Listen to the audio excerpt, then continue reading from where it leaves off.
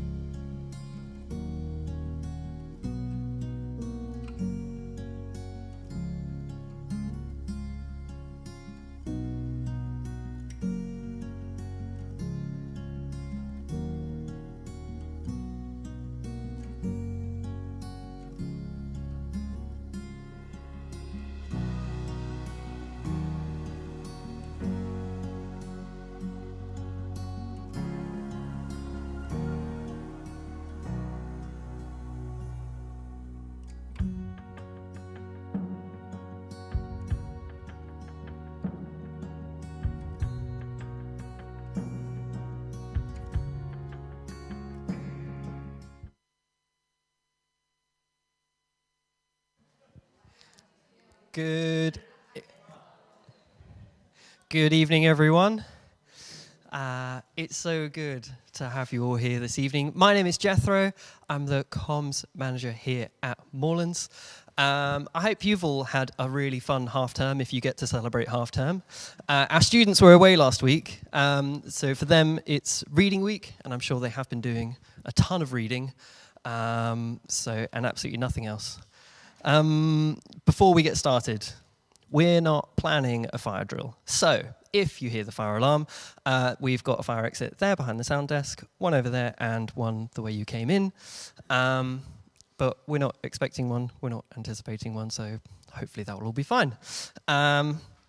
We are so pleased to have you back here at the college, or if you're joining us online, thank you so much for joining us for session 4 of our Equipped series, diving into and through the book of Isaiah. Your homework, I believe, was to read up to Isaiah 47.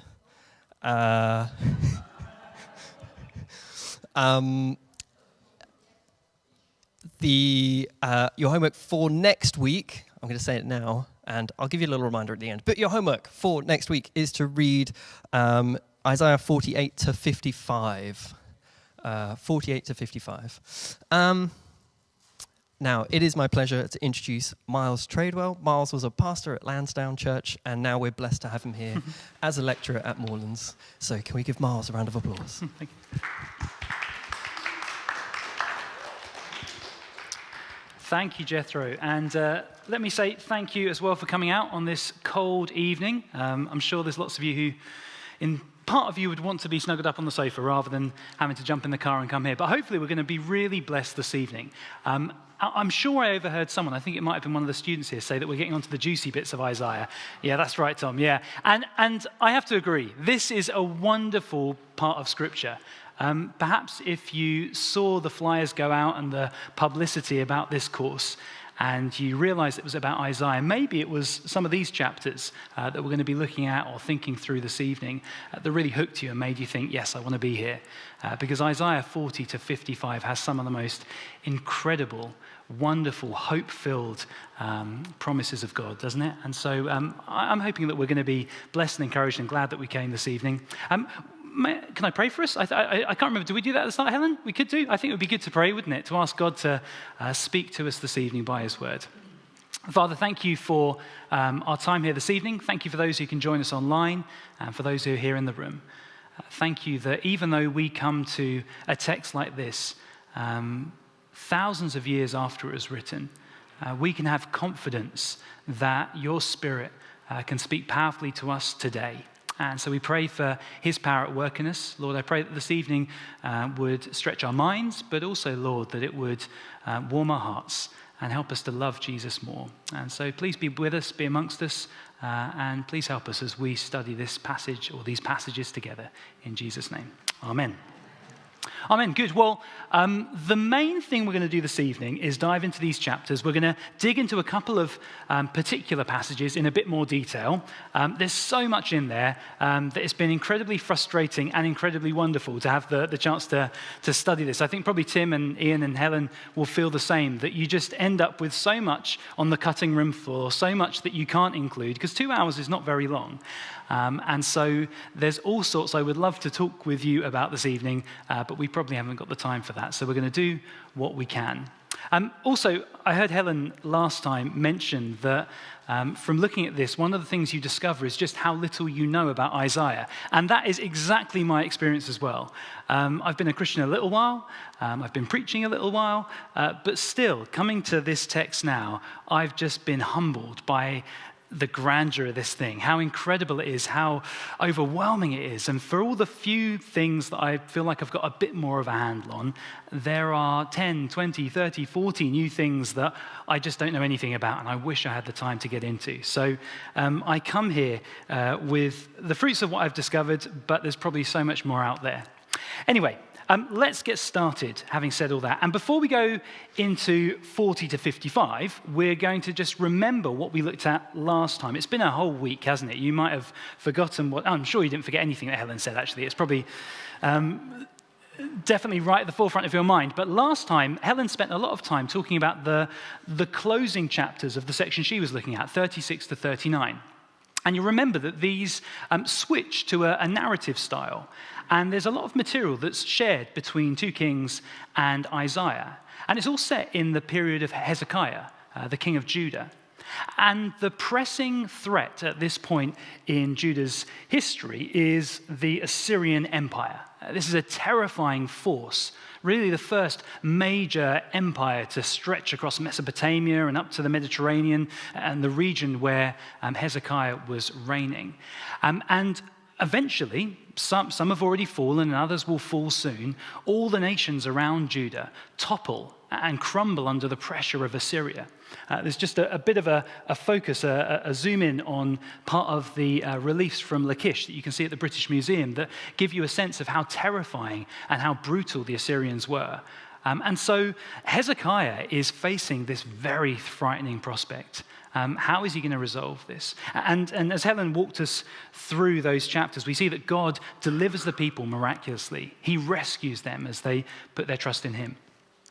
But towards the end of this section, there's a little foreshadowing of what's going to come and what we're going to be thinking about this evening as we move into chapter 40 and the chapters that follow that. Because Hezekiah gets a visit from some envoys from Babylon. At this time, Babylon wasn't a major player. It's curious, actually, that Babylon's even mentioned in the first half of the book of Isaiah, because at that time, kind of a minor footnote compared to Assyria and some of the bigger players like Philistia and Damascus. But Babylonians come and visit Hezekiah, and he shows them all around his palace. And Isaiah brings a message from the Lord to him at the end. Do you remember? He says to him that actually, this is bad news for you. The Babylonians are going to return one day, and they're going to take away all the treasures that you've been showing off to them, probably trying to get some political alliance going with this rising power in the area. But there's a real warning to Hezekiah that someday, down the tracks, Jerusalem is going to fall. Can you remember, Hezekiah was pretty callous, wasn't he, actually, when he heard this? He said, well, I don't really care, I'll be dead and gone, so who cares? But this is the warning of what's to come. And then if you've got a Bible open in front of you, I can see some of you with real paper Bibles. I love to see these. They're great, aren't they? Becoming a bit of a novelty now, but I think there's some benefits to having one of these things. There's some benefits to an online Bible or having it on your phone as well, definitely, but something special about a paper Bible. And in my paper Bible, between chapters 39 and 40, there's about one line's white space between those two chapters. You've probably got a little tiny gap that the editors have put in just for readability. But actually, in reality, that little gap of about a line of white space represents almost the entire period of the exile. 70 years or so go by between what we read about in chapter 39 and the events that are being addressed in chapter 40. So we get a huge jump in time. And that's a really significant thing, actually, as we think about these passages we're going to be looking at this evening.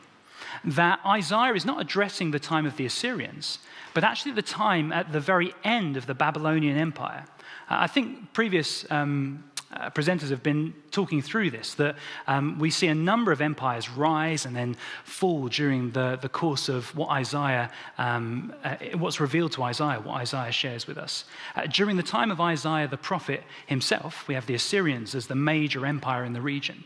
But eventually they'll come and go, and the Babylonians arise in their place. And it's at the end of the Babylonian period that we pick up with this in chapter 40. Now, as a little aside, and I won't spend much time on this because it's not really that exciting, but I feel like due diligence, I should tell you. Some people have questions about who exactly wrote these later chapters. I think if you were here for the first session, Ian mentioned a little bit about authorship, so I'm not going to spend a long time on this. But there are disagreements amongst scholars as to who wrote these later parts of the book. So I've got 3 possible Isaiahs up there. Probably the majority of evangelicals, but certainly not all evangelicals, would just come down with the traditional point of view that Isaiah, son of Amoz, the Isaiah we think of as the one who's talked about earlier on in the book, is the author of the whole thing from 1 to 66.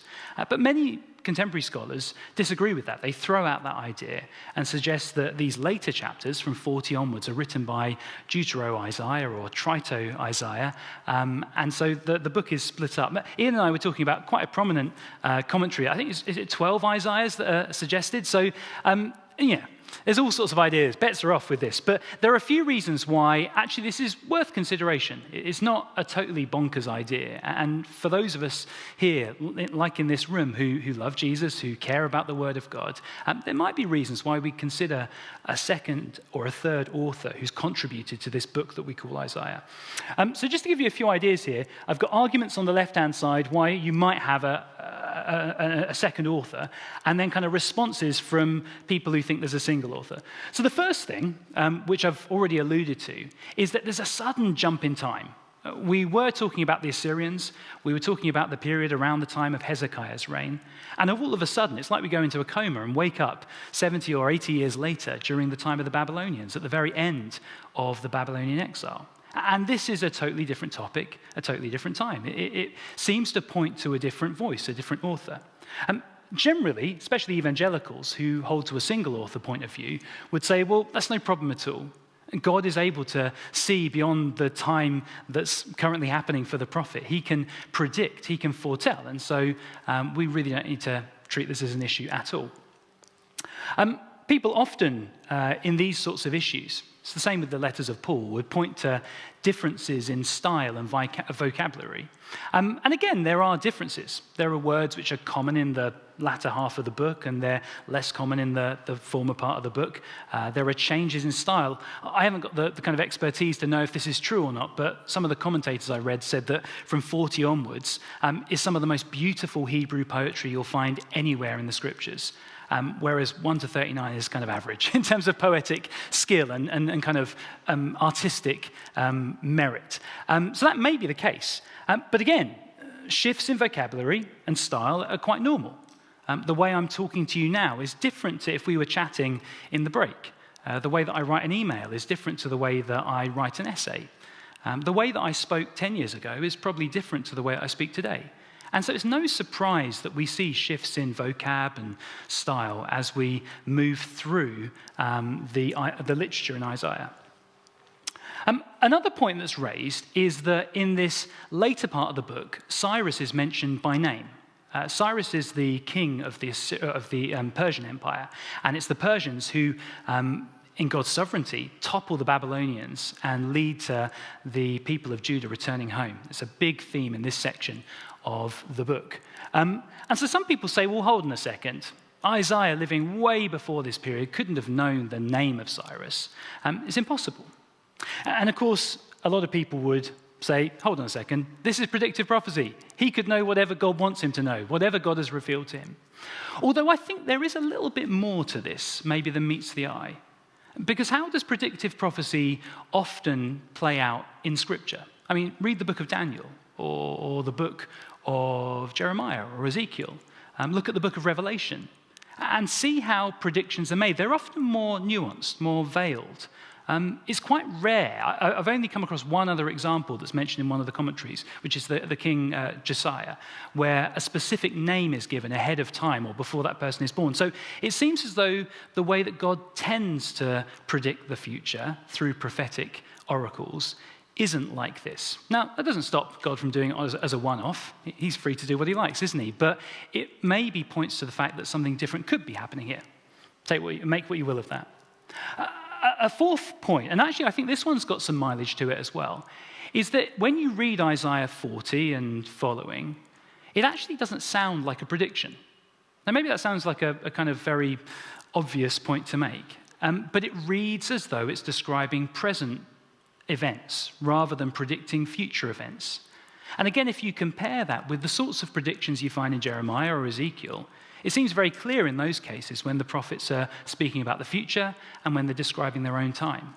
So perhaps, just kind of for argument's sake, it could be that Isaiah 40 wants us to read this as a description of the present events, because that's how the most plain speaking way or plain understanding way of looking at the text. Of course, some people would say, well, this is just a literary feature. This is just the way that Isaiah is presenting things. He's writing as though he were in the future.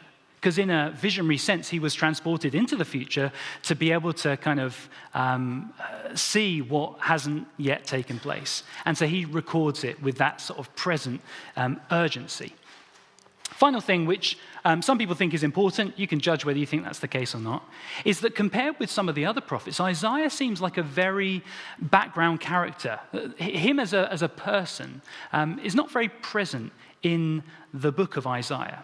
And so in some of the other prophetic texts, you see the prophets wandering around doing things. I mean, Isaiah does have that awkward moment when he has to walk around naked for a while. But apart from that, he's fairly kind of, transparent in the text. What matters is not so much the prophet, but the prophet's message. That seems to be the most important thing.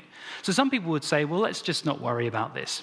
Who cares who the prophet was who spoke Isaiah 39 or Isaiah 40? What matters is the message that God has communicated through him.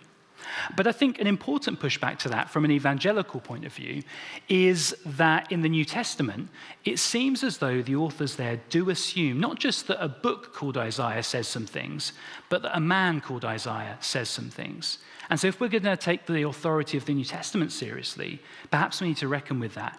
And we can't just easily kind of attribute stuff in 40 and following to a Deutero-Isaiah or a Trito-Isaiah. Anyway, there's all kinds of possibilities there. Where I've come down, I think, is that I lean towards there being one author, but I'm not going to go to the stake for it. I don't think it matters that much. I think it is an important thing to discuss and to think about, and maybe some of you would disagree and push back on me and say that that's a more important issue than I'm presenting it as. But I think I could be happily in communion with Christians who think both of those things, and I think we could both take the Bible seriously with that perspective. So, past the boring stuff, on into the book of Isaiah.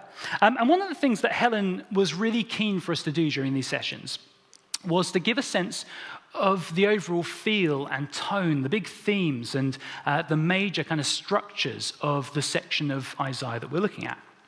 And so this evening, what I'm going to try and do for you to begin with is to pick out some of the main themes in this section and how it differs from the sections that have come before and the bits that come afterwards, as well as giving you a sense of the outline of the book.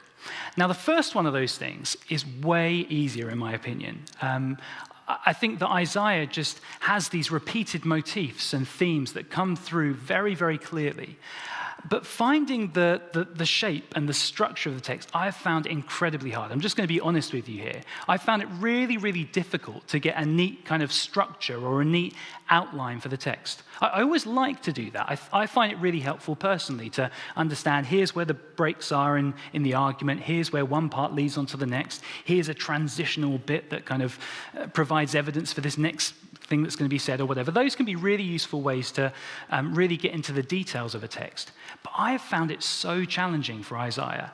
I think it's much more textured and organic, and it flows in a very kind of... Anyway, we'll get onto that in a second. It's hard. So that's just my kind of preamble before that. Themes, though, I think the themes are really clear. This is a useful brief commentary. Brian Byers' commentary, and he raises three major themes. So the first one is that God's people are in captivity because of their sins. Maybe that's a fairly obvious statement or a fairly basic statement, but it's different to the captivity that came earlier in Scripture, isn't it, during the Exodus.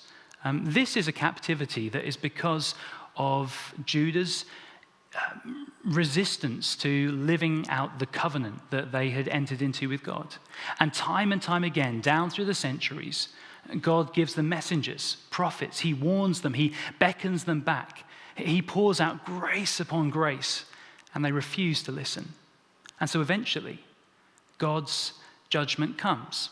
And that judgment is the form of the Babylonians, and they find themselves in exile as a response to their sin. That's why they're there. And that is very clear when you read through 40 to 55. On top of that, though, and this is interesting, I hadn't really picked this up until I started reading back through this section in preparation for this evening. There's a really big point made about God's ability to predict that this had happened. And that actually, the fact that they are in captivity doesn't disprove that God is God. It proves that God is God because he saw it coming. And actually, he ordained it. And so the circumstances that the people in Judah find themselves in are evidence for God's godness. The third thing which Byers picks out is that God will redeem his people. And this is really good news. I think maybe this is why, I can't remember, was it the tasty bits or the juicy bits? Whatever we describe this part of Isaiah as. One of the reasons that it is that is because it is so full of hope and restoration and redemption. This is the good news. Literally, that word, when these scriptures are translated from Hebrew into Greek ahead of the time of Jesus, that word euangelion is used frequently, or euangelizomai, to bring good news in this section of Isaiah. This is a good news piece of scripture because God is redeeming his people. He's setting them free. Now, the way that he does that on the ground is interesting. A big theme that we can't really get into this evening, there's just too much to cover, is the way that God uses Cyrus, this pagan emperor, to set his people free. Cyrus is his shepherd. Cyrus is his servant. Cyrus is his anointed. Literally, kind of Messiah language is the way that this king, Cyrus, is described in the book of Isaiah. And he's one of the ways that God is going to bring redemption for his sinful people. But there's so much more. And you get the sense here, as in almost all of Isaiah, that this is just a little tiny picture of what God is going to do so much more fully in the fullness of time. And we'll get to that in a bit. I'm just going to give you one other commentator's take on the key parts of this part of Isaiah. And it's framed in terms of two questions. There are two questions that are never stated, but they're implicit, that Isaiah is responding to at this point. So this is from John Oswalt. He writes a short commentary, which I'd recommend, and a big 2-volume commentary that if you're feeling brave, you could have a go at as well, but it's a bit more hard going. This one is nice and friendly. He says, although the questions are never specifically stated, answers are given again and again and again to implied questions. The first answer is, I am God, and there is no other. I am God, and there is none like me. The second answer is, so do not fear, for I am with you. Do not be dismayed, for I am your God. What then are the questions? Oswald asks. They are, has not God been defeated by the gods of Babylon? And has not our sin separated us from God forever? To both of these, Isaiah answers with a resounding no.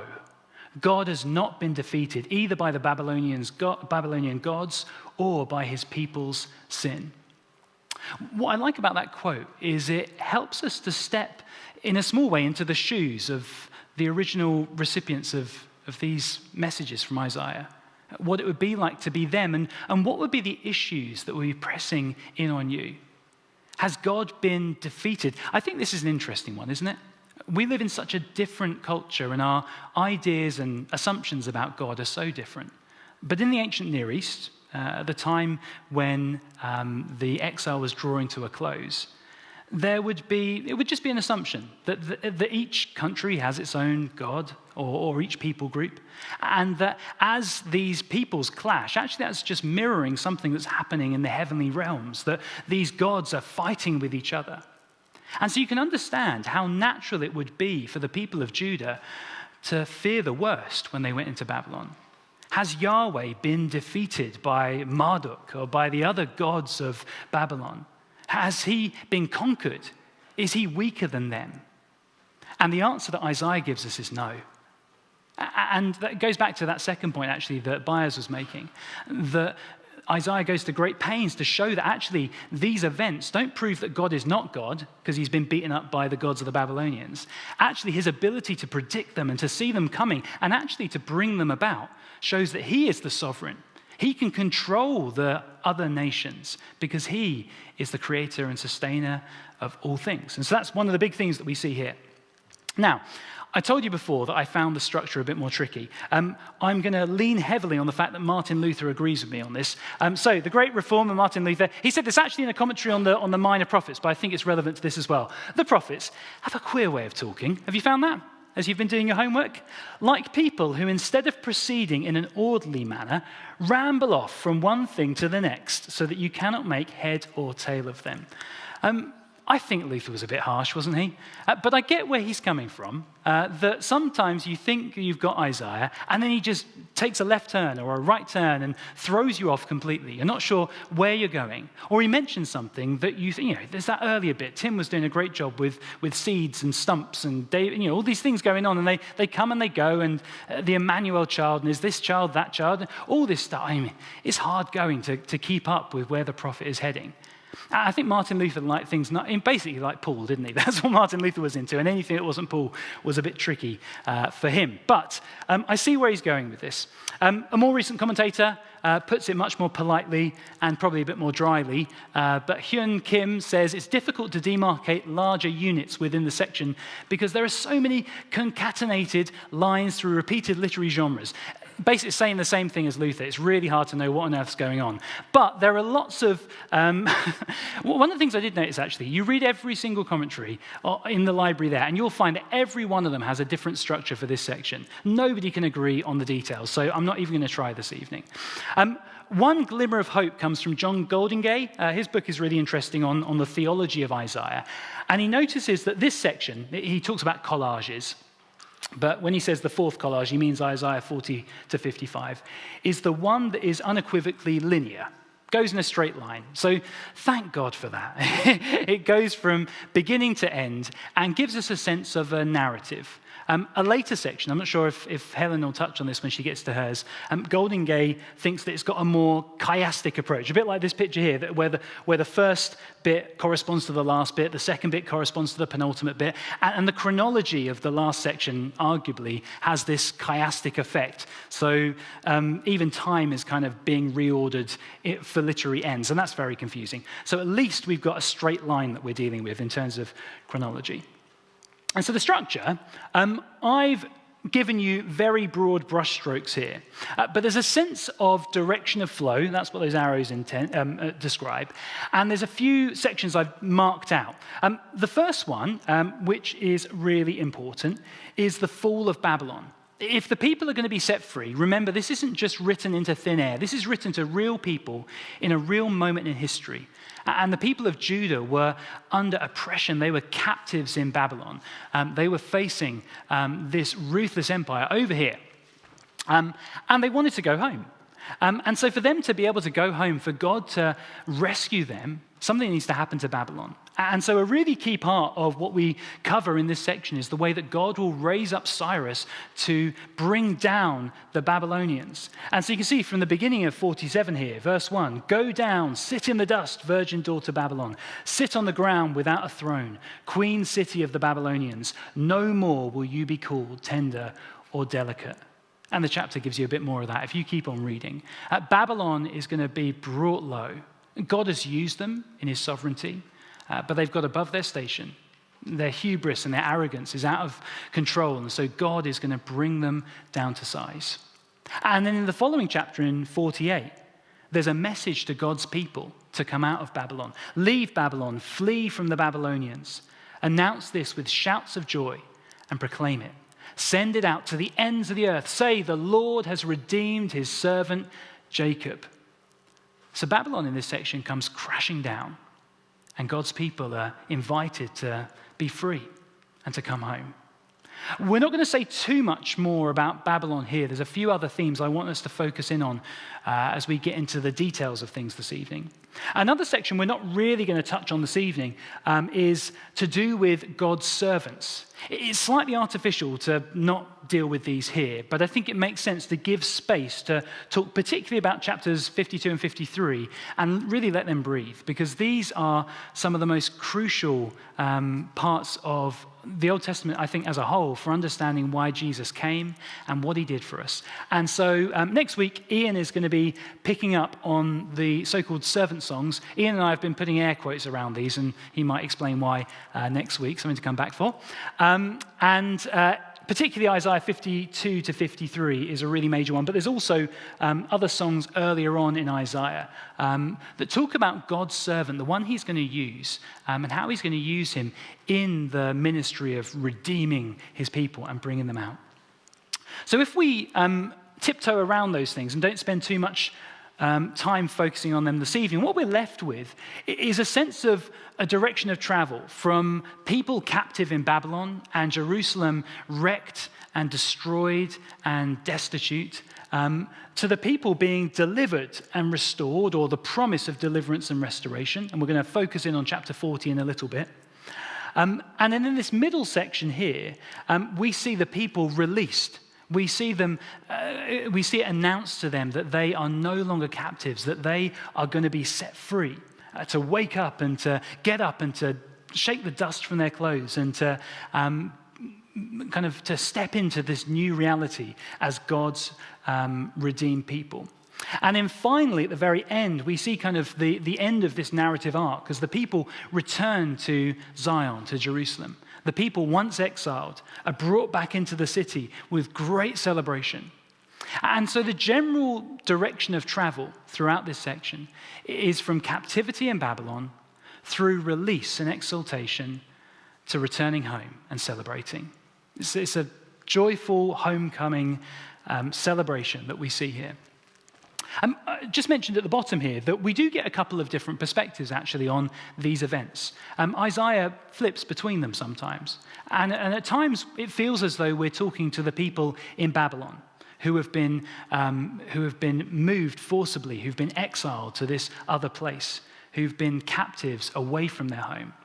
Other times, it feels as though the prophet is addressing people who are left in Jerusalem, who've been colonized, who have been left behind. And so both of these people are shown compassion, and both of these people are promised redemption. So what I think we'll do now is we'll spend a little bit of time looking at Isaiah 40. And we'll just get into this. We're going to read it line by line and just work our way through and see a little bit about how this looks on the ground. These themes that we've talked about here of Israel's sin and of God's godness in spite of what happened in the exile, and ultimately of God's redemption to set people free and to liberate his captive people. So if you've got a Bible with you, open it up to Isaiah 40. And we're just going to get a taste of what this prophetic material feels like in this part of Isaiah.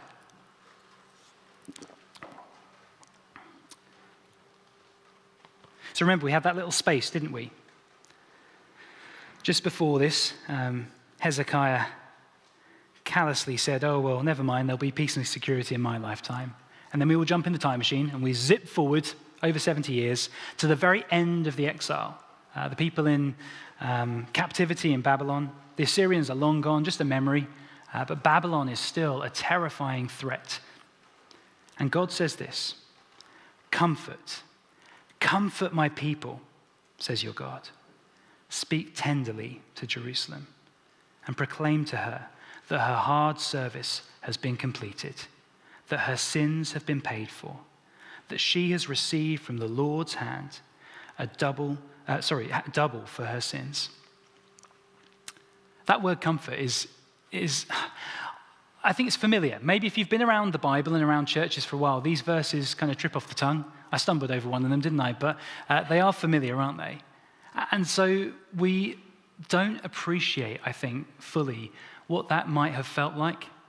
You remember the question that Oswald raised, and he said there are two questions that may have been in the minds of the first recipients of these letters, and two questions that Isaiah addresses. One of them is God done with us? Have we sinned too much?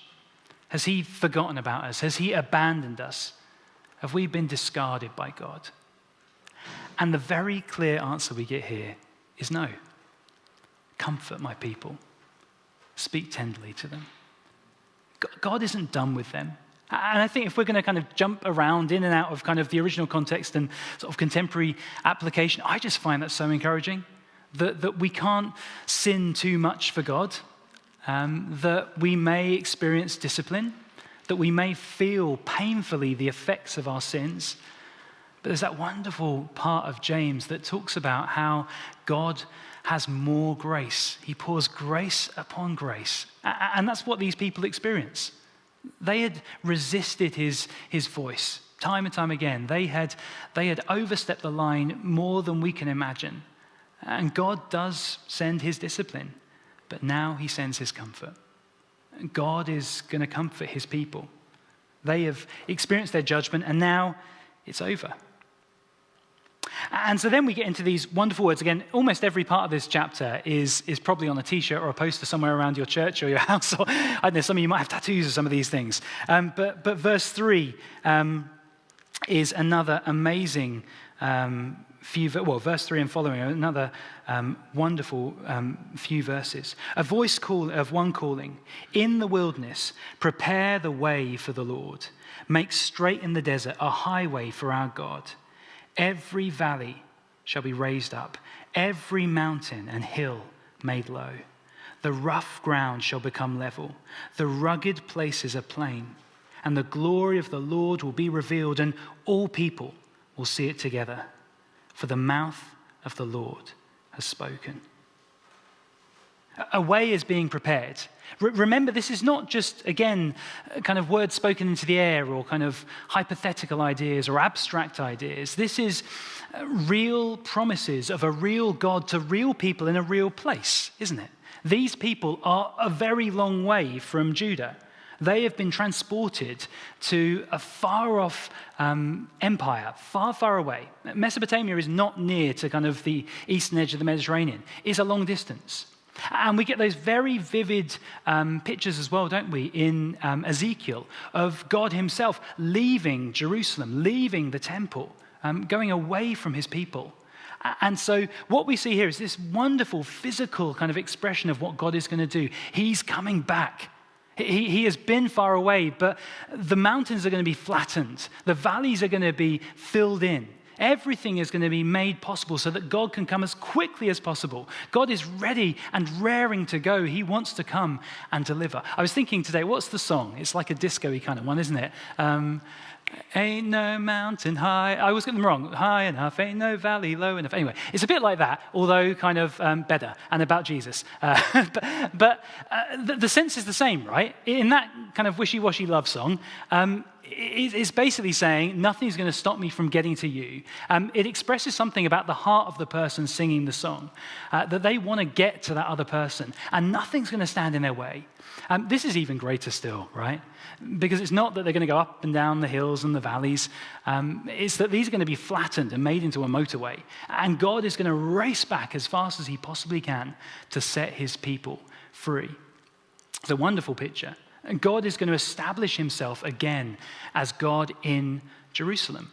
It's a reversal of those ideas that we just talked about there, those images that are in the oracles that Ezekiel shares, that God is leaving. Now, the opposite is happening. God is coming back. And as God returns, I've kind of pointed to it here, and it comes up again in a later chapter we're going to look at. God is preparing a way as well for his people to return. God is returning to Jerusalem, and his people are going to follow in his wake and with his protection. And so, as God is on the move, every mountain is going to be flattened. Every valley is going to be raised up. Every rugged place is going to become smooth. And then there is a second voice. This is the first voice crying out in verse 3.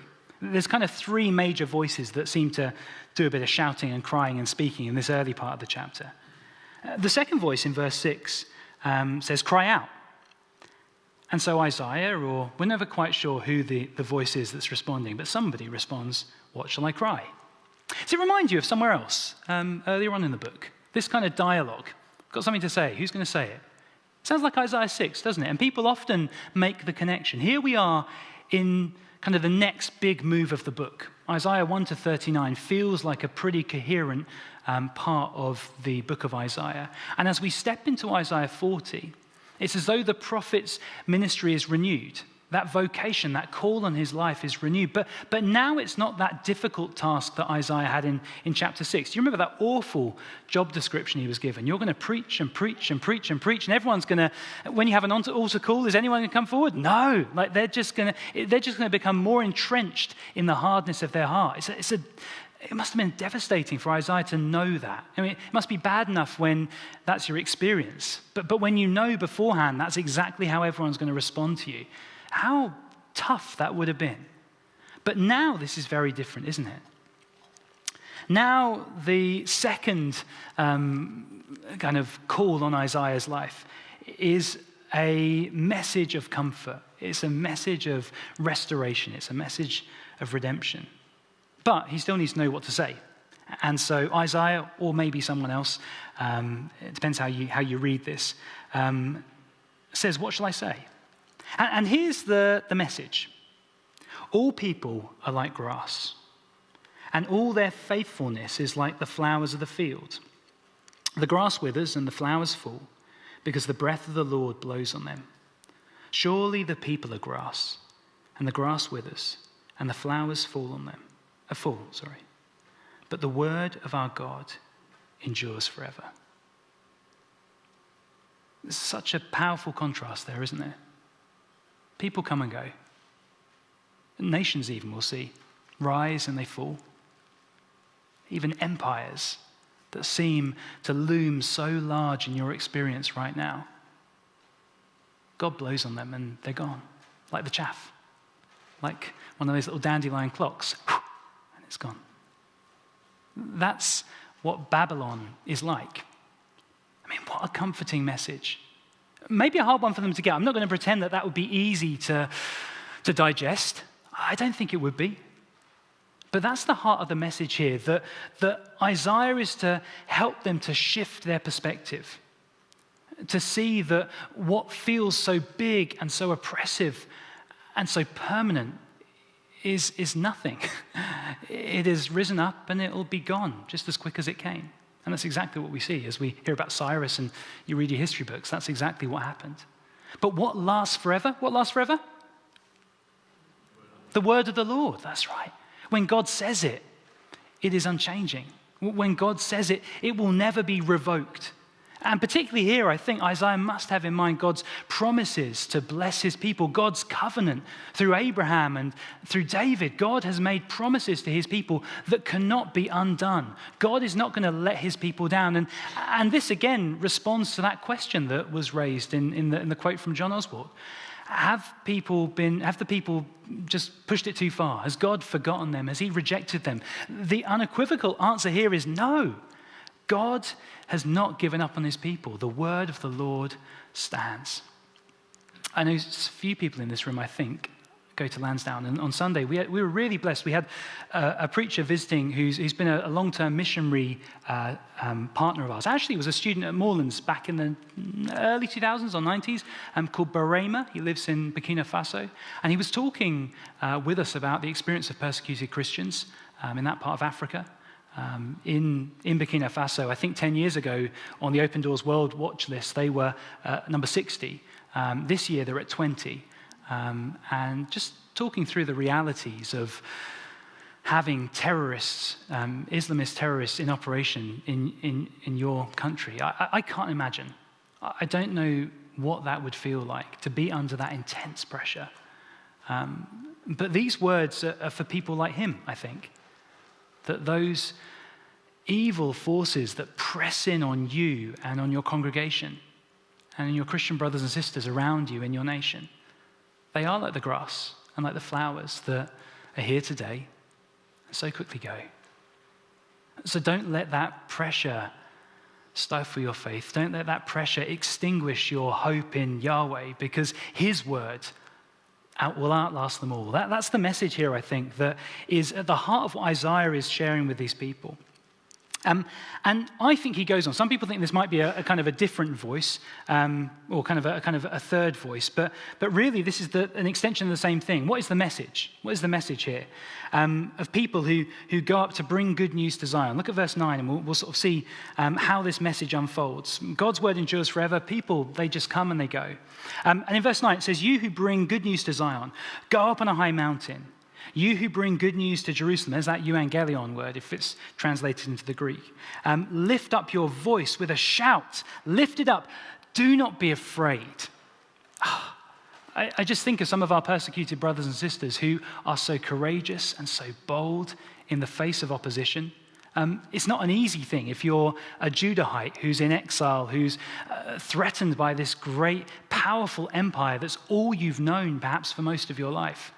To go up on a mountain and to shout loudly that their end is coming and that your God is going to rescue you. That's a gutsy thing to do, isn't it? But that's what the heralds of the good news are called to do here. Go up on a high mountain. Lift up your voice with a shout. Lift it up. Do not be afraid. Say to the towns of Judah, and here's the key message, really. Here is your God. Here is your God. And really what the rest of the chapter is about is who their God is. Who their God is. I suspect that Isaiah is responding to the fact that these people have too small a view of God, just like us, just like we're tempted to. We have a little view of God that doesn't reflect the true nature of God. And so Isaiah's ministry in this phase is to open people's eyes, to give them a shift in their perspective, to see just how big and how great and how awesome their God is. Look at verse 10. "See, the sovereign Lord comes with power. He rules with a mighty arm. See, his reward is with him, and his recompense accompanies him. He tends his flock like a shepherd. He gathers the lambs in his arms. He carries them close to his heart. He gently leads those that have young." I really love the juxtaposition of those two images. Did you see the first one? God is a mighty warrior. Later on, I think we'll pick it up in chapter 52. God is rolling up his sleeves, ready to beat some people up and to win a battle, to defeat his enemies, to rescue his people, to break their chains, to win the victory. This is the God that that is being announced to them. But also in verse 11, he tends his flock like a shepherd. He gathers them in his arms. He carries them close to his heart. There's a softness, a gentleness. This comforting God is not all rippling muscles and swords and shields and fight and fire. He's a God of gentleness and care and compassion as well. This is the God who's announced in these verses. And just try and imagine yourself as one of these, either group. a member of the displaced people living in Babylon, to hear this message, what would that have done? Your heart would sing, right? To know that this is your God, and to have a prophet come and say to you that this God is coming back for you, that this God hasn't forgotten you, that this God hasn't just cast you aside, that he still cares, that he still loves, that he still wants you, that he hasn't forgotten his promises. This God is going to fight for you, and this God is going to bind you up and bring you home. It's a wonderful message, isn't it? Whether you're out in exile or whether you're one of those forgotten people living in Zion under Babylonian colonizing, it would have been an awful situation, whoever you are, whichever group you belong to. And this is a message of true hope. In verse 12, and we're going to just get to the end of this chapter, I think, and then we're going to take a break, and then when we come back, we'll think a little bit more about a few of the later chapters in this section. But in verse 12, he runs into a whole bunch of rhetorical questions. But they're meant to make you think, aren't they? Questions get you thinking. They draw you into the text a little bit more than just statements would. Who has measured the waters in the hollow of his hand? I should get my PowerPoint to catch up, shouldn't I? Sorry. Here we go. Are we there? Who has measured the waters in the hollow of his hand, or with the breadth of his hand marked off the heavens? Who has held the dust of the earth in a basket, or weighed the mountains on a scale, or the hills in a balance? Who can fathom the spirit or the mind of the Lord, or instruct the Lord as his counselor? Whom did the Lord consult to enlighten him, and who taught him the right way? Who was it that taught him knowledge or showed him the path of understanding? I think we know the answer to all those questions, right? No one. And again, in this world where the prevailing worldview is that there are many gods and that these gods are constantly clashing and fighting with each other, and it's vying for superiority. And where it seems, as far as they can see, from their ground level perspective on things, that their God is losing, that their God is maybe lost finally. To hear that this is their God, this is the perspective change that they need. That their God isn't little, that their God isn't weak, that their God isn't defeated. He's the God who can scoop up the dust of the earth in his hand, who can weigh the dust of the earth on the scales, who can carry the waters in his hands. And he goes on to kind of make the point even more clearly in verse 15. Surely the nations like Babylon, before that nations like Assyria or Philistia or Aram, the nations are like a drop in a bucket. They're regarded as dust on the scales. He weighs the islands as though they were fine dust. Lebanon is not sufficient for altar fires, nor its animals enough for burnt offerings. Before him, all the nations are as nothing. They are regarded by him as worthless and less than nothing. Lebanon was known for its cedar trees, wasn't it? If he were to set all of those forests ablaze, that wouldn't be enough of a sacrifice for the God that Israel and Judah worship. Yahweh is incomparable. There is no God like him. Compare him with the nations, and you can barely see them. The comparison isn't worth making. Weigh them on the scales, and there wouldn't be enough to even register or to tip the scales 1 inch. God is God. He is the creator. He is the sustainer. He is the ultimate one. And this is just what they need to hear, right? At this moment, when they are so downtrodden, when they are so broken, when they're at the end of themselves and wondering if God has given up on them altogether, this is what they need to hear. With whom, verse 18, then will you compare God?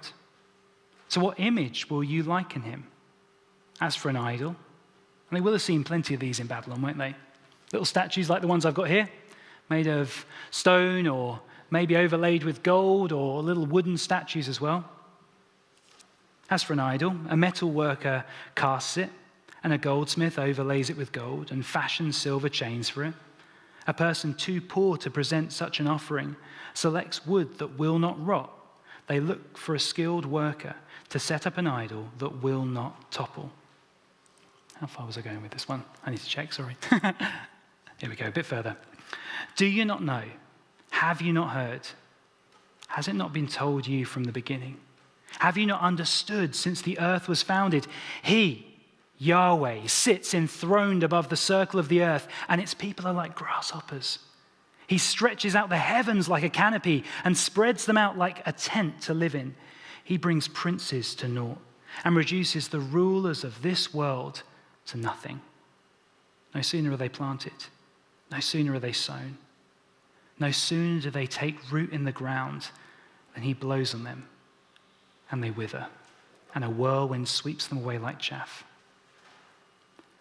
The comparison with the idol is something that comes again and again in this section of Isaiah, isn't it? I don't know if you came across the wonderful bit of satire a little bit later when it describes the man who gets a log, very pleased with his log, chops it in half, right? Now you've got 2 bits of log, fantastic. One you chuck on the fire, stoke the fire, keep yourself warm because it's a chilly day, a bit like this. And the other part, you fashion into a god and you bow down and you worship that god by the fire of the other log that is keeping you warm. And Isaiah says how ludicrous, how bizarre, how mad it is to think that this little statue that we've made of wood or stone or metal could hold anything to God. God is completely other. He is not like any of these piddly little gods that we've seen, gods with a very small g, when we've been absent in Babylon. And so as the chapter comes to a close, there's a question about how the people are going to respond in verse 27. And this is where Isaiah really puts them on the spot. So why do you complain, Jacob? Why do you say, Israel, my way is hidden from God, my cause is disregarded by my God? There's 2 complaints there, isn't there? Or possibly. The first one, it sounds as though God hasn't been able to see what's been going on. And maybe this is one possible solution that they had in mind. That if God is the God of this place and we've been kind of pulled off over into this place, then maybe it's out of his jurisdiction, above his pay grade. God can't see these things. They struggle to imagine an omniscient being who knows all things. God is oblivious, and maybe that's why they're in the terrible situation they're in. Or maybe it's the second line, the final line, of verse 27. My cause is disregarded by God. Maybe God knows full well that we're in this terrible situation, but he just doesn't care. He's had it up to here with us. He's disowned us. He's not interested anymore. Those covenants he made, scrap them. I'm not interested anymore. This seems to be the complaint, doesn't it?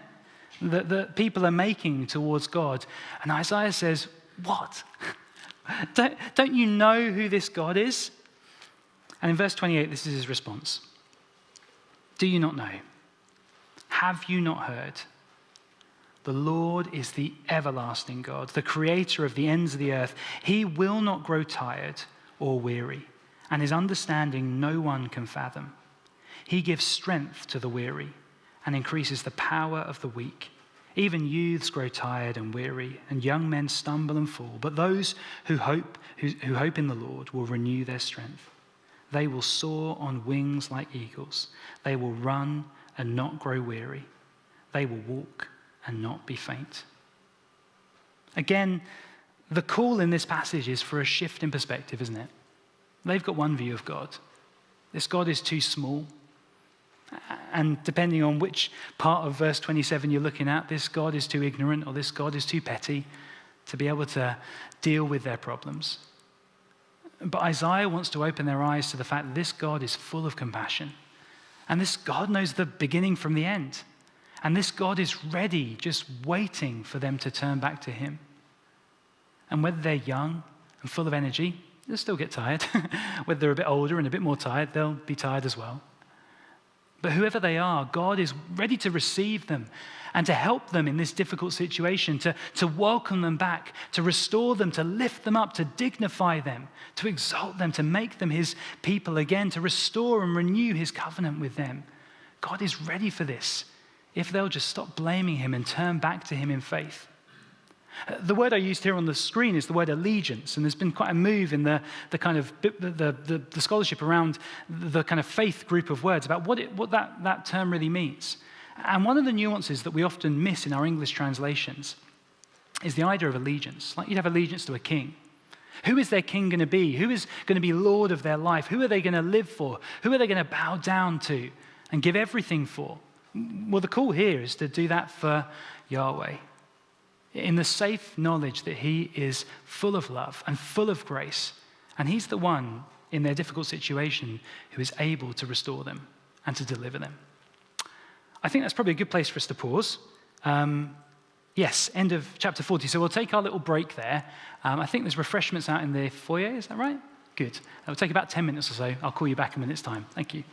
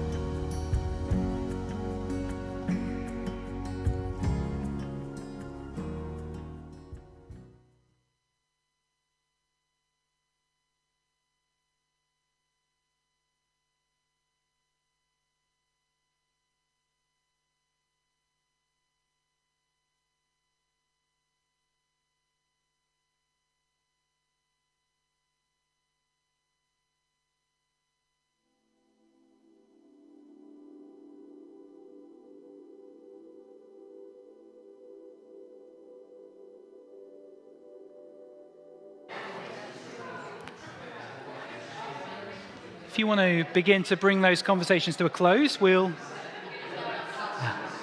get going again.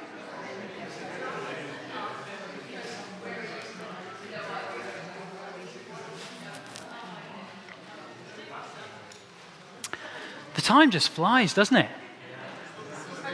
In the talky bit and the chatty bit, there's, we could easily go on and on. And it's great to hear people from different churches getting to know one another, making connections. Really good to see. A few people asked me some questions during the break. Let me just remind you that there'll be a time for questions at the end as well. So if you do have anything you'd like to ask, I absolutely cannot guarantee that I'll have the answer. In fact, I can guarantee that I'm unlikely to know with certainty what the answer is, but I can defer to Tim and Helen and Ian as well. They can back me up if necessary. That goes as well for those who are watching online. If you're online, you can drop something in the comments. It'd be good to hear from you if you have questions as we've been going through. But we'll have time for that a little bit later. Before then, we're going to drop into a chapter a little bit later on in Isaiah. And then we're going to move into the New Testament and think a little bit together about how the writers of the New Testament picked up these promises and these hopes in this section to make sense of what Jesus had come to do. So if you've got a Bible with you, could you turn to Isaiah 51? In the section we've just looked at, perhaps you could imagine the scene with the herald given this charge to take a message and to run up onto the mountains, to go to make this announcement, to tell Israel, comfort, your God is coming. Well, that herald who kind of set off on his journey in this section arrives, if you like. I'm not sure whether there's quite the consistency there, but I find that a helpful way to think about this. As we see the kind of forward momentum and the energy of this section of Isaiah, the herald in chapter 52 is going to arrive at the gates of Jerusalem and pronounce the good news. So we're going to pick up, though, at the end of chapter 51. Partly because of the repeated command, awake, awake, that comes in 51 and 52, but also just because it lays the groundwork a little bit for us in a helpful way. So 51 verse 17.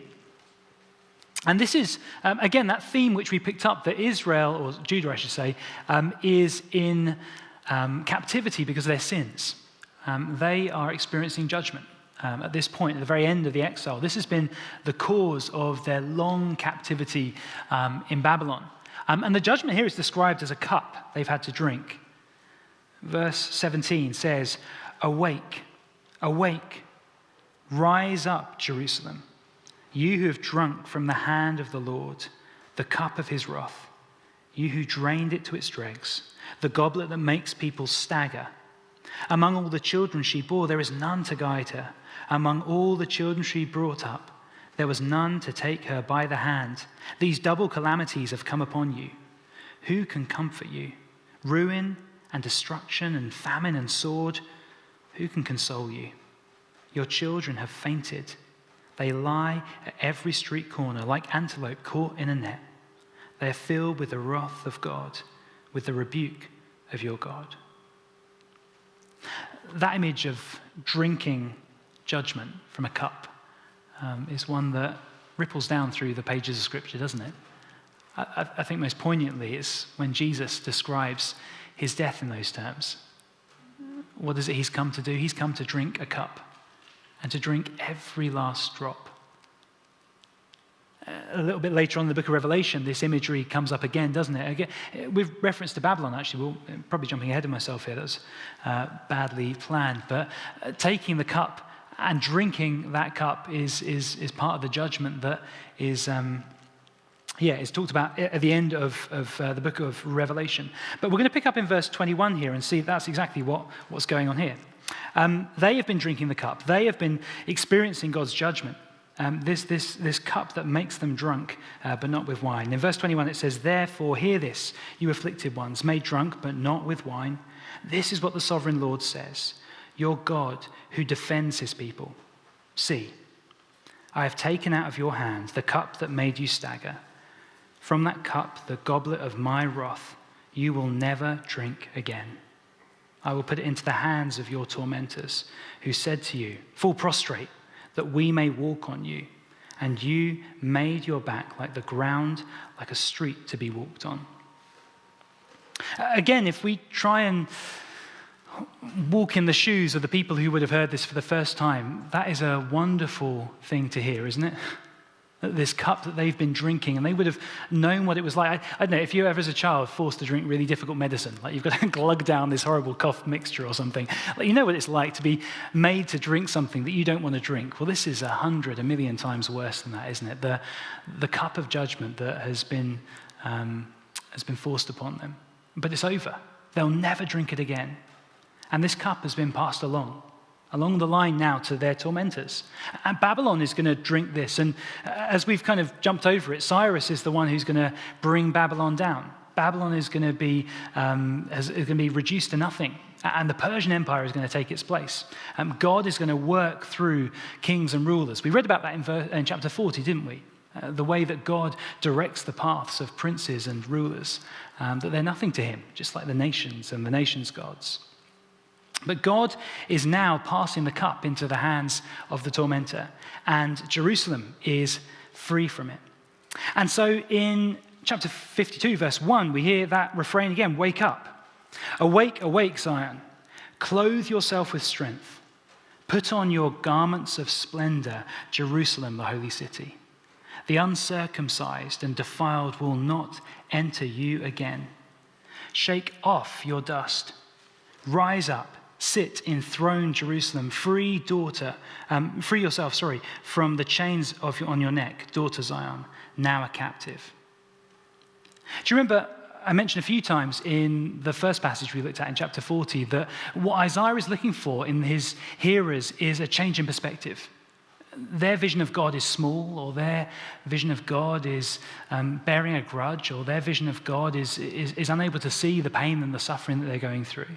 But Isaiah wants them to expand their vision of God, to see that actually God knows all things, that God is big and powerful and great, he is the creator, and that God cares and wants to comfort them.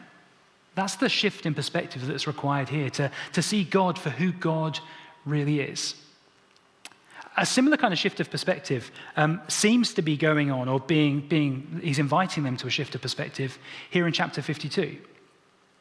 Here, the shift in perspective is to do with them, though. How do they see themselves? Up until this point, quite understandably, they see themselves as captives.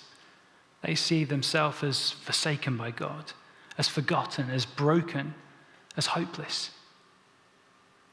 And the message here in these opening verses is to see themselves very differently. They are now captive, that's what it says in verse 2, but not for long.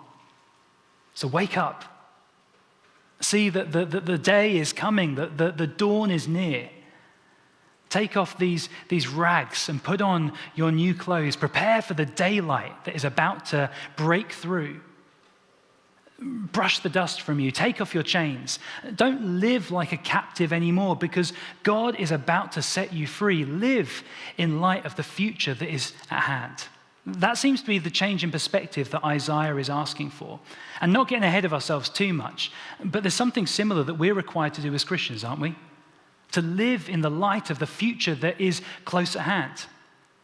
We know that we live on the verge of a new age, don't we? We know and we expect that one day soon, Jesus is going to bring about an utter change to all things new. He's going to wipe away every tear. He's going to create a new heavens and a new earth. And in light of that, we're to live differently. We're to live expectantly, knowing that that future is coming down the tracks. And that's the same kind of shift that is expected here, a shift in perspective. Just moving on a little bit here through the passage, we see in verse 3, this is what the Lord says. You were sold for nothing, and without money you will be redeemed. For this is what the sovereign Lord says. At first my people went down to Egypt to live. Lately Assyria has oppressed them. And now what do I have here, declares the Lord? My people have been taken away for nothing. And those who rule them mock, declares the Lord. All day long my name is constantly blasphemed. Therefore my people will know my name. Therefore, in that day, they will know that it is I who foretold it. Yes, it is I. Do you remember that theme I mentioned right at the start when we were talking about Brian Byers' 3 themes in this section? That middle one was to do with God's ability to see what's coming down the tracks, to have sovereign control over the way that history unfolds. And so far from disproving God's godness, the fact that they're in exile, these events of their judgment and now their return from exile are evidence of God's divinity, that he is the true God, that he is the almighty God, that he is the sovereign God. It's exactly the point that's being made here, isn't it, in verse 6? They will know that it is I who foretold it. Yes, it was I. I told you this was going to happen, and when it happens, you'll know that I really am the true living God. That's the point that's being made. Now in verse 7, we have the reason for why there's a pair of feet on the screen, which might have confused some of you a little bit up until this point. But this is where we, again, get a real sense of the kind of physicality of this moment, that there is a real person running with a message to deliver. And if we can imagine this person having run a long distance, I don't know if anyone here run a marathon? Okay, one of you, yeah, maybe, there you go. Someone very coyly. Half marathon? Okay, some of you might have, yeah, a few of you, there you go. You know what it's like to run a long distance, probably in very sophisticated footwear that cushion your feet and protect them from some of the blisters that you would have otherwise. Imagine running in sandals. Imagine running barefoot. This person arrives with blisters and with bloodied feet, but the joy of his message propels him along his path. We read in verse 7. How beautiful. How beautiful. Just think of those feet again. Or maybe if you've ever run a long distance, remember what your feet look like with toenails missing and that kind of thing. How beautiful on the mountains are the feet of those who bring good news, who proclaim peace, who bring good tidings, who proclaim salvation, who say to Zion, your God reigns. Listen, you watchmen, lift up your voices together. They shout for joy. When the Lord returns to Zion, they will see it with their own eyes. It's a beautiful scene. This watchman who's been set off with his message. You remember the message in the previous chapter we looked at is, here is your God. And the message here is, your God reigns. Very similar messages. That this God, the God who you forsook, but the God who's welcomed you back, this God is the creator, he is the sustainer, he is the almighty. This God reigns. And again, a very gutsy message to be preaching, even at the end of Babylon's power, to declare that another king reigns, to declare that your God is the almighty, that he has conquered or is about to conquer Babylon. If we're to take Golden Gate's point of view, that this is a kind of linear story, maybe by this point, Babylon is fallen. And actually, we've had the sections that describe Babylon's fall just earlier on in 46 and 47. So if we see this as a kind of linear story being played out during these chapters, then Babylon has come crumbling down, but maybe the news hasn't quite reached the people in Jerusalem yet. And the first person to have the honor of bringing this message is this herald. And he runs and he runs and he runs. And he arrives with these blistered, bloodied feet to announce, your God reigns. And you can imagine the heralds, the watchmen on the walls, as they see a speck on the horizon to begin with, gradually drawing closer. Who is this? They don't know, they can't make him out at this point.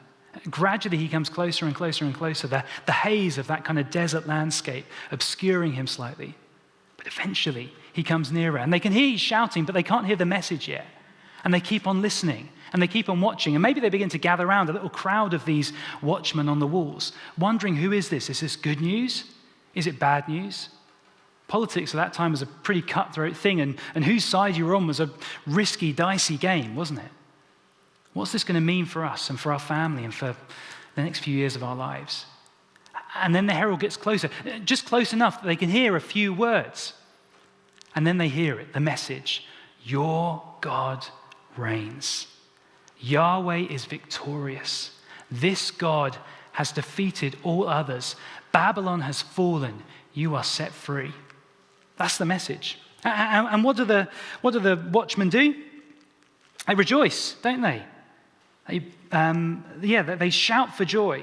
And as we go down into the next little section, looking on in verse, let me see where I'm up to. Here we go. In verse 9 and following, Burst into songs of joy together, you ruins of Jerusalem, for the Lord has comforted his people. Do you remember 40 verse 1, comfort my people? The Lord has comforted them.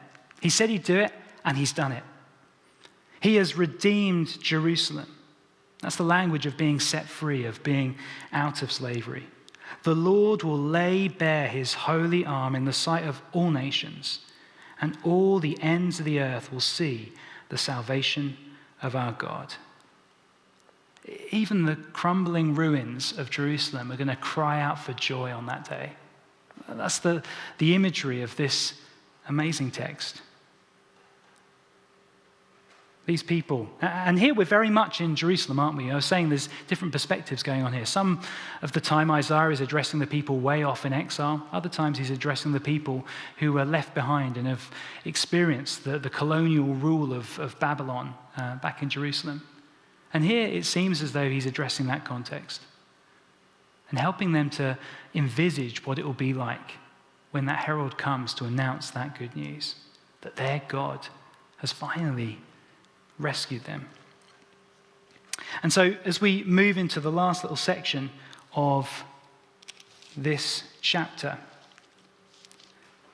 we read in verse 11, depart, go out from there, out from Babylon. We're back in Babylon now, by the way. We've gone from Zion to...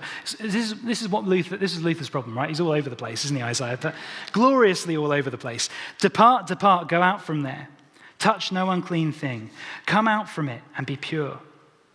You who carry the articles of the Lord's house. Remember, Hezekiah messed that one up, didn't he? But the things are coming back again. But you will not leave in haste or go in flight.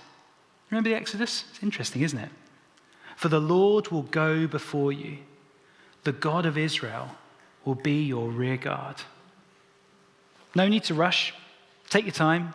Savor the moment. You're going home. Do you remember that way that was flattened out when it was announced that God is on his way, that he's coming back to his people?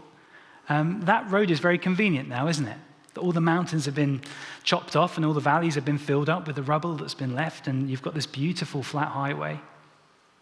The people are going to enjoy walking along that as God brings them home, as their years of slavery, as their years of oppression, as their years of captivity come to an end. And he takes them back home to Zion. This is just a taster of the kind of thing which you find in this incredible section of Isaiah. And I would encourage you, if you've managed to keep up with the homework, that's wonderful. If you haven't, then don't miss out on this stuff. Don't just skip to next week. Make sure you catch up, because this is absolutely incredible what you come across in these sections of the book. But what we're going to do in the final bit of time that we've got together is just think a little bit about some of the ways that New Testament writers draw on these kinds of passages. There's so much that we could do. I was chatting with a few during the break about how familiar these passages are, how much you come across in this section of Isaiah that just trips off the tongue. You've heard it from infancy, you've sung it in your hymns and your songs. You know, we talked about Handel's Messiah and other places where this is just filtered into kind of our consciousness so much. And that was the case for the New Testament writers as well. As they were confronted with their experience of meeting Jesus and trying to wrap their heads around who this man was, the man who was God, and what he came to do and what that meant for them and for the world, the words that Isaiah had spoken centuries before were very useful to make sense of that. And so in the final bit of time that we've got, we're just going to jump into the New Testament for a little bit. And we're going to start at the beginning of the Gospels. One of the places where Isaiah 40 is super prominent is in describing the ministry of John the Baptist. You probably noticed that when we were going through. But each of the four Gospels, Matthew, Mark, Luke, and John, they all refer to Isaiah 40 to describe what John had come to do. And so there's got to be something significant going on here, I think. So as we skip into the New Testament, why don't you turn to the beginning of Mark's Gospel? This is where it's very obvious, because you don't get distracted by genealogies and things in the first chapter. It's a little bit off-putting, isn't it, to our kind of modern sensibilities. It's there for a good reason, and it's inspired, absolutely, but tricky stuff. Anyway, Mark just cuts to the chase. I like Mark. He's very, just gets on with it, doesn't he? Now, interesting, actually, a little point of connection. We were talking earlier about how the language of good news that we find in 52 and in 40, in the Greek version of the Hebrew scriptures that was floating around in the first century that was very common, uses that word euangelion that you probably might be familiar with, that we get the English word evangelism from, or evangelize. Same word that Mark uses at the very start of his gospel. Mark 1, verse 1. The beginning of the euangelion about Jesus, the Messiah, the Son of God, as it is written in Isaiah the prophet. I will send my messenger ahead of you, who will prepare your way. A voice of one calling in the wilderness, prepare the way for the Lord. Make straight paths for him. And so John the Baptist appeared in the wilderness, preaching a baptism of repentance for the forgiveness of sins. The whole Judean countryside and all the people of Jerusalem went out to him, confessing their sins. They were baptized by him in the river Jordan. I think we'll pause there. We don't need to get onto John's wardrobe. That's less relevant for this evening. But Isaiah's message there from Isaiah 40 seems to be key for these early Christians' understanding of what John had come to do. John's baptism had something to do with what we read about in Isaiah. And I think often we hear those verses kind of out of the context of Isaiah, outside of that historical context. And so maybe we don't appreciate what may have been going on there. I'm going to lean heavily on some work by a guy called Joel White as we look at John the Baptist. Also, just as a little plug and a total aside, this article is in something called the Tyndale Bulletin. So if you are a bit of an armchair theologian and enjoy kind of really digging into these things, but don't have a lot of spare cash to get expensive books and stuff, the Tyndale Bulletin is great because it's open source. You can see it online. It's really cutting edge scholarship, and it's all written by evangelicals as well, so people who really care about the gospel, about the Bible, who love Jesus. So I'd recommend just Googling it and seeing if there's anything that interests you. Some of it's quite geeky stuff, but that's what you'd expect, wouldn't you? And I'm sure I'm talking to the right kind of crowd, right, if you're interested in that kind of thing. So this was from a couple of years back, and he was exploring John's baptism. And many people have noticed that when John came baptizing, he wasn't doing something exactly the same as what we might do in our churches when people are baptized. It seems to be something quite different. And other New Testament writers don't seem to draw the connection between John's baptism, this thing, and Christian baptism as something quite different. There's a distinction between the two. And so what White is doing in his article is exploring what exactly is going on here. What sort of baptism is it that John is performing in the Jordan at the beginning of the Gospels? And he writes, John understood his baptism as an anticipatory symbolic enactment, that's a mouthful, isn't it, of the return of all the tribes of Israel from exile. And this actually keys in very well with what we've been thinking about, haven't we? That preparation, that kind of preparing a way, that flattening the mountains and leveling up the valleys was all about God's preparations to bring his people back from captivity, to bring them back, to restore them during this time of exile. And so White makes the point that in the first century, centuries later, after Isaiah was prophesying, there were still people who were anticipating something, who were waiting for something to happen, that what occurred during the time of Ezra and Nehemiah and some of the great things that God did there to restore his people, to rebuild a temple, to establish the walls around Jerusalem, that there was still more to do, that there was still more that was promised and expected, that the hopes in Isaiah had not been fulfilled completely and that people were still waiting and longing. And so he goes on then in, I should point to you a little bit of geography. So in John, it mentions about where John is doing his baptizing. This all happened on the other side of the Jordan, i.e. the east of the Jordan, this side here, where John was doing his baptizing. So you can look that up there.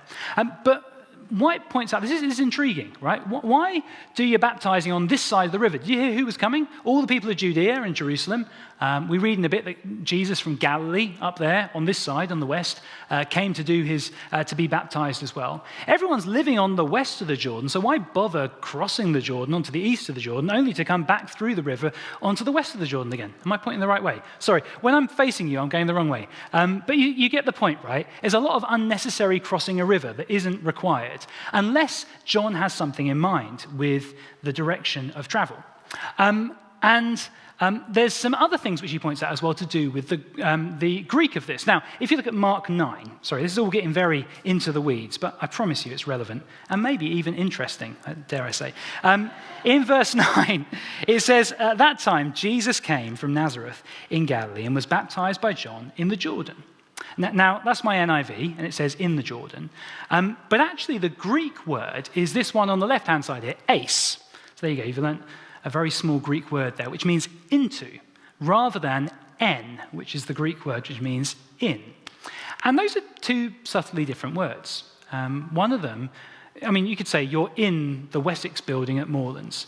And who knows, you might have been here your entire life. It's possible, isn't it? It just says that's where you are now. If I said you go into the Wessex building, it means that there's been some movement. You've crossed a boundary. You've entered into somewhere. You were far away and now you're in.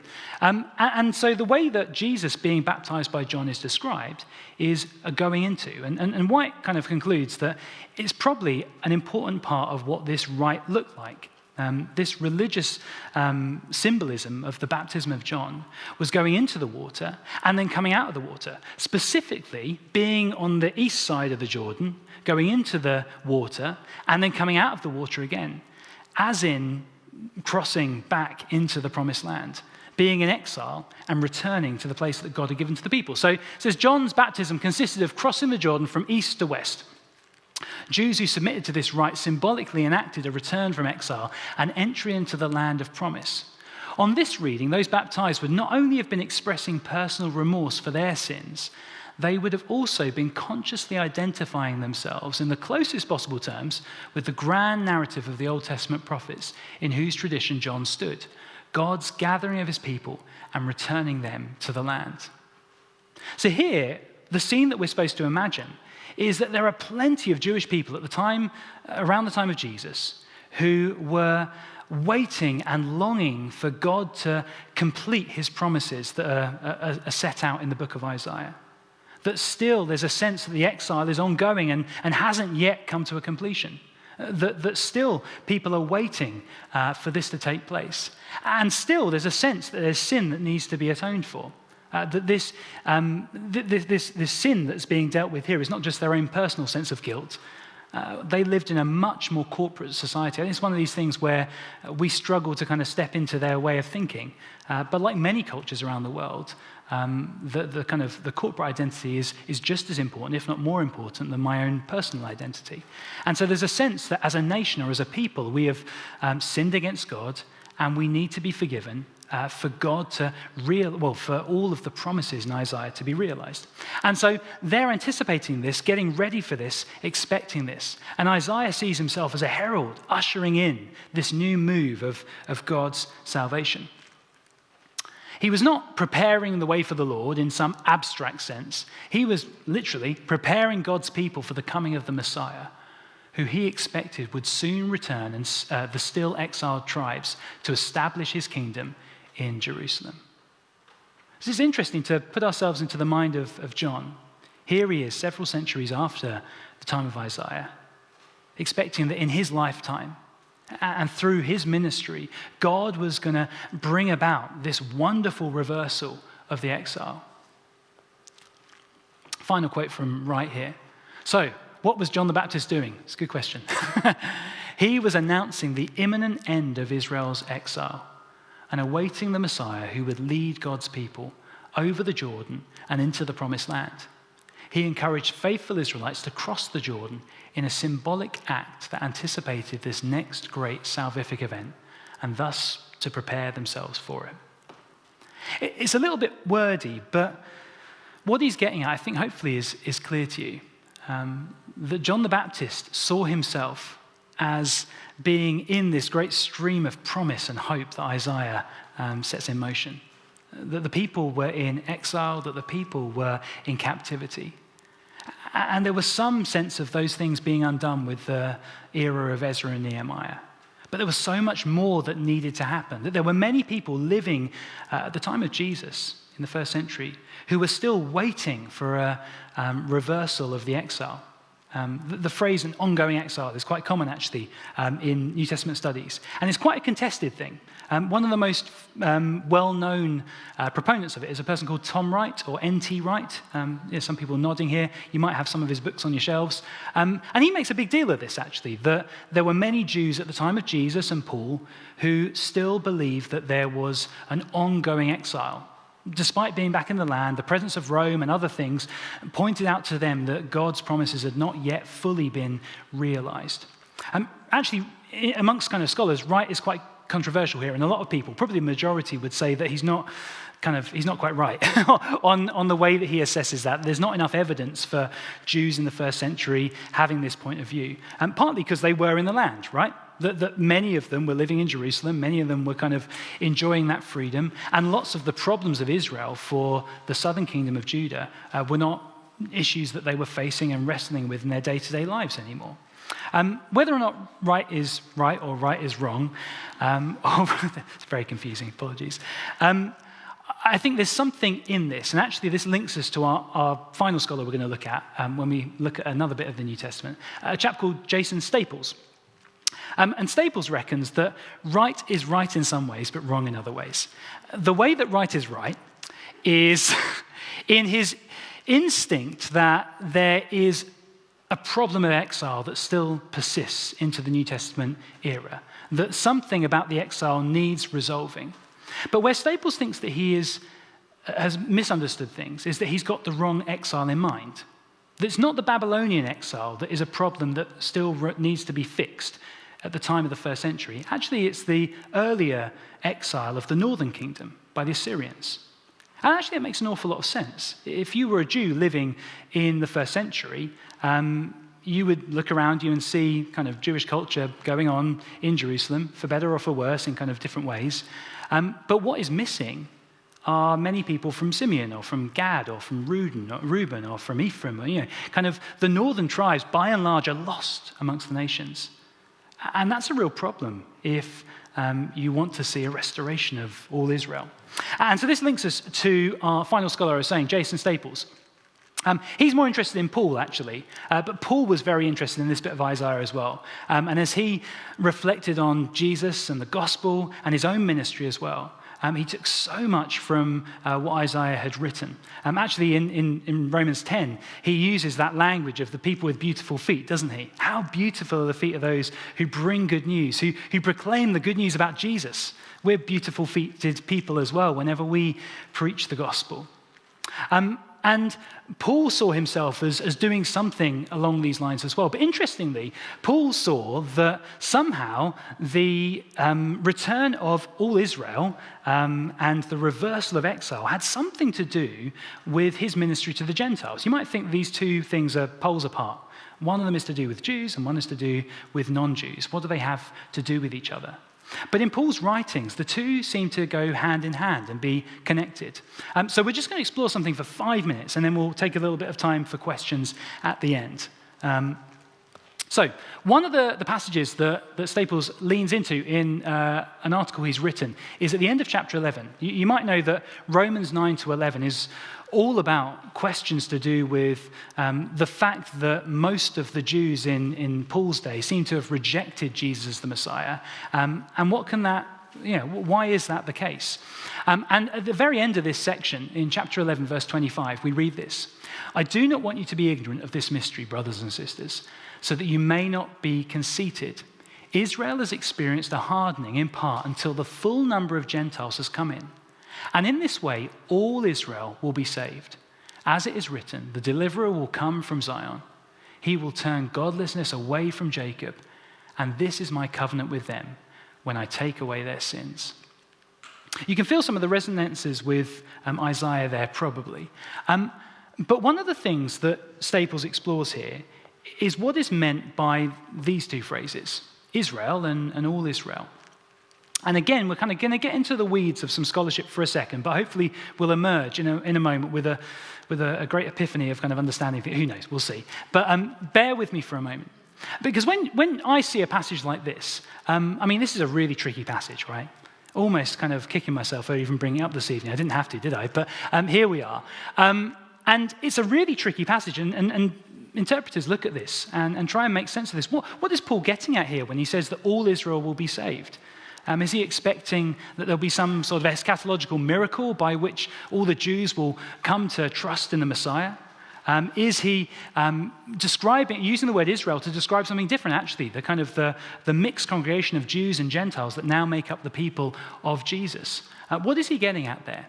But actually what Staples points out is that we often have a slightly unnuanced view of this word. And here's a little diagram I just grabbed from screenshotted from his article on this passage. And it's got a bit of Greek, and apologies, but I didn't manage to kind of remake the graph without the Greek. So there are different ways we could think about the word Israel. We could think about it like the diagram on this side, where the word Israel and this Greek word eudioi, can you guess what that might mean? It's the Greek word for the Jews. So we could say that Israel is basically the same word as the Jews. They're equivalent. They're synonyms for each other. When Paul says, and actually this is probably how I read this for many, many years, when Paul says in chapter 11 of Romans, and so all Israel will be saved, essentially what he's saying is all the Jews will be saved. And so we begin to think, well, how will that take place, and what has that got to do with the ingathering of the full number of Gentiles? What's the connection there? It could be that it's something slightly different here, that Israel and the Jews, eudioi, are similar terms. They overlap in lots of ways, but they're subtly different. There are some things, some slight differences in meaning. It could be that. Or it could be this middle option. And spoiler alert, that's the one that he goes for. That actually eudioi is kind of like a subset. It sits within Israel. So he says, in a technical sense, Israel necessarily includes Jews, but is not limited to the Jews. While all Israel, there should be a full stop there, sorry. While all Israel more specifically refers to all 12 tribes as a whole. So he's maybe being a bit pedantic here, it sounds as though. That when the word Israel is used, it should refer to the full 12 tribes of Israel. Like I said before, Reuben and Gad and Simeon and all the rest of them. Whereas when this word, and actually it's why he uses the Greek, to be really precise here and to not take any of the baggage of a word like the Jews, it actually means those who come from the tribe of Judah. And so what's interesting here is that when we look at the New Testament and we look at the rest of the first century, this slightly pedantic point seems to be everywhere. It's like one of those magic eye puzzles when you look at it and then for the first time you see it and then you can't unsee it and you see it everywhere. There actually is a real distinction between these two. That Paul is very precise about when he describes the Jews to mean kind of his present-day compatriots, although sometimes he's very specific to say that he's a Benjamite, isn't he? And then, at other times, he's much more broad when he describes the Israelites. And so when Paul is saying, that one day all Israel will be saved, he's not actually saying something limited, like, I expect all the Jews to be saved. He's actually saying something even bigger, more expansive, more total, that all Israel will be saved, people from the 12 tribes. Now, there's all sorts of evidence for this in his article, and you might be able to get into this. Oh, we're running out of time, aren't we? If you take a look at Josephus, for example, and he describes the history of the Jews in one of his great works, up until the point of the exile of the 10 northern tribes, the word Israel appears everywhere to describe God's people. Israel, Israel, Israel, Israel, Israel. But once the 10 tribes are exiled out to Assyria, suddenly the language shifts, and eudioi, that word for Jews that's translated Jews in our New Testaments, is all over the place. And so there's a real shift based on which people we're talking about. Anyway, getting back to the point of this, if I can just swipe back, I might be able to. Can I do it? Let's see. Oh no, that's gone too far. My bad. I shouldn't have tried that. That was a terrible idea, wasn't it? Here we go. Going back to this passage here. Paul says that Israel has experienced a hardening in part until the full number of Gentiles has come in. And in this way, all Israel will be saved. So the question is, what is Paul getting at here? And what does the Gentiles coming in, the full number of Gentiles coming in, have to do with all Israel being saved? Or, spoiler alert, returning from exile? The final little piece of the puzzle is this little phrase up here, which you don't need to worry too much about. It basically means the fullness of the nations or the full number of Gentiles. And we see this there, that Paul said that once the full number of Gentiles come in, then all Israel will be saved. And Staples notices this is an allusion to the prophecy or the blessing that Jacob gave to his son Israel in Genesis 48. And so, putting all these pieces together, what Staples is saying is that Paul has in his mind that the exile of the northern kingdoms is basically the fulfillment of this idea. Let me put this one different way, sorry. That Ephraim will become the multitude of the nations is actually fulfilled in the exile, the Assyrian exile. That the northern kingdom is dispersed amongst the nations, scattered amongst the nations. Let me put it in Staples' terms. God has provided for the salvation of the Gentiles by scattering Ephraim among the nations, only to be restored. In saving Ephraim, which is another synonym for Israel, really, in Paul's language and in the prophetic literature, God saves the nations, and in saving the nations, God saves Ephraim. Thus, the new covenant not only restores Israel, but also, in the unforeseen plan of God, fulfills the promises to Abraham that all the nations would be blessed. So something quite complicated is going on here. And actually, it's really in line with the worldview of Isaiah that we've been exploring here. That God is able to direct history. That God is able to take people's disobedience and turn it around for good. That God is able to use his judgment for salvific ends. And so in Romans 11, when we're told that the fullness of the nations, or the full number of Gentiles, however you want to translate that, will be brought in. And then, through that, all Israel will be saved. Staples' take on this, make what you will of this, is that the way that all Israel is saved is by gathering them who are scattered and kind of almost impossible to recover from the nations. If you gather all the nations in, somehow in doing so, you'll gather all of Israel in as well. I'm just going to read you one slightly longer quote because it sums up his argument really well, and then we'll go to questions. In Romans 11, 25 to 27, and the whole of that section, the apostle has turned the question of God's rejection of Israel on its head by reminding the reader that all Israel is a larger entity than just the Jews. God has neither been unfaithful to Israel nor rejected his people. In fact, God's plan goes far beyond saving only Judah, the Judaioi, but extends to the house of Israel as well. All Israel will be saved, Paul insists, not just one part. Far from rejecting Israel, God has reached out and saved more of Israel than anyone could have imagined. In fact, God desired to save all Israel so much that he is even incorporating the Gentiles to do it. God's faithfulness to Israel is so great that he has provided to save all, even Gentiles in Israel. God has not moved to a new people, but is gathering, restoring, and reconciling even those who were thought to be irretrievably lost. Paul argues that God's covenant-keeping power extends beyond the grave, capable even of bringing life from the dead, of producing Israelites from Gentiles. It's no wonder that Paul breaks off in praise at this point, expressing his wonder at the hidden wisdom, the unsearchable and unfathomable plan of God. The mystery has been revealed, and God's purposes are far deeper than anyone ever imagined. Even God's rejections prove salvific. There's an awful lot in there, but I guess the reason I wanted us to think a bit about this quite detailed New Testament argument is that it draws on this time in history. The Assyrian, exile of the northern kingdoms, the Babylonian exile of the southern kingdoms, and the way that God uses even those acts of judgment, those rejections of his people, to bring in more, to show more grace, to open his arms wider, and ultimately to fulfill his promises. This is the God of Isaiah, I think, and it's interesting to see how people like Paul and others make sense of this as they look at what God has done through Jesus. There's lots more we could say, and we've overshot our time. So do I pass over to you, Jethro, or do we just open the floor?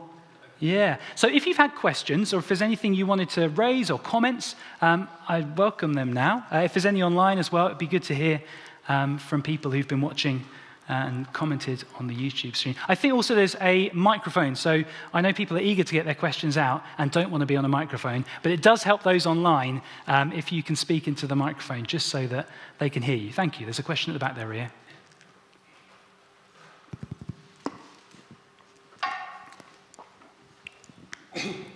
Would you mind going back to the slide from Romans 11, Yes, where you highlight the two uses of the word Israel?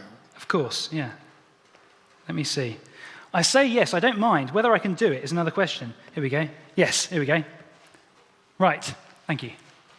Is there not another translation of this that, as in the Old Testament, Israel were God's chosen people, that concept is enlarged in the New Testament to all who will believe, and that all Israel is a new term embracing Jew and Gentiles, and is therefore the Christian church? Yes, it's possible, absolutely. And so often, if you've heard about a movement called the New Perspective on Paul, quite often proponents of that position, and others outside of it as well, would say something along those lines, that when Paul says Israel here, actually really what he means is both Jew and Gentile. I think this is a tricky passage, and again, it's one of these things that I wouldn't necessarily want to go to the stake about. I think sometimes the way that Paul, I think that there is a question about whether he can sort of mean Israel to mean a group that isn't Israel when it's alongside something like the Gentiles. So the Gentiles come in this way, all Israel will be saved. When the two are paired off against each other, it sort of becomes a bit of a tautology. Is that what I'm saying? Is that the right word? Where I forget if that's the right phrase, but it can be a bit tautologous that you're sort of saying these people were saved and say, oh, it's too late in the day for complicated words. It's a possible reading, and lots of very learned scholars take that point of view. So it's an option. So N.T. Wright that we mentioned earlier, that's the way that he would make sense of this. If I had time, I'd have a little look for the verses which seem to make less sense with that reading, because there are the trouble is that it's just a tricky passage. I wonder whether bringing it up was a bad idea. But I think you're right, that it could mean Jew and Gentile together as a new Israel, if you like. There is a danger, though, of course, isn't there, that by that we downplay the significance of God's covenant with Israel and his ongoing commitment to those people. I think that's a risk, and that has been a risk in 20th century theology, and so I think there's a danger there. But I think there's a way of holding that view that's not supersessionist or anything kind of unhelpful like that. Is there another question? Sorry, that was an unsatisfactory answer, but I'll try and find the verses I was thinking of later. So are we touching on replacement theology here? No, I don't think so. Sorry, the question was, maybe to save you running too much... Oh, never mind. Thank you, Ray. The question was, are we touching on replacement theology here? And by that, we're saying that kind of the term replacement theology, that the Gentiles have kind of replaced the Jews in God's plan. I don't think so. No, I think the wider thing that Staples is trying to say here is actually God's commitment to Israel stands, and what's actually happening is that Gentiles are being brought in as well. So they're being kind of ushered in and gathered in alongside Israel. So there's no doing down or kind of discrediting Israel in this, I think, and it's not replacement theology. So it's the opposite, I suppose, in some ways. It's saying that that's sustained, that is maintained, and that the Gentiles are brought in alongside. It's probably the way that he'd want to frame it. Any other thoughts from anything this evening? Yeah.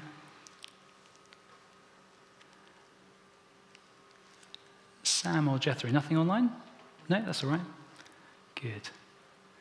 Well, thank you for your patience. And I think on an evening like this, I'm amazed by people's concentration and their willingness to engage and focus. Really appreciate that. And thank you for being with us. I'm going to pass back to Jethro now as we just round things up. Is that right? Yeah, thank you. Can we give Miles a round of applause?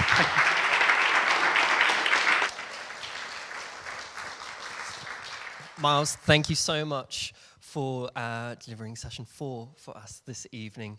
And thank you to everyone who came in person and everyone who joined online as well. We hope that you get home safely, and we look forward to seeing you back here this time next week for session 5, being delivered by Dr. Ian Kirby. I believe the title is The Suffering Servant. And one little reminder is that your homework is to read up to read chapters 48 to 55 of Isaiah. Thank you once again for joining us, and we can't wait to see you again next week.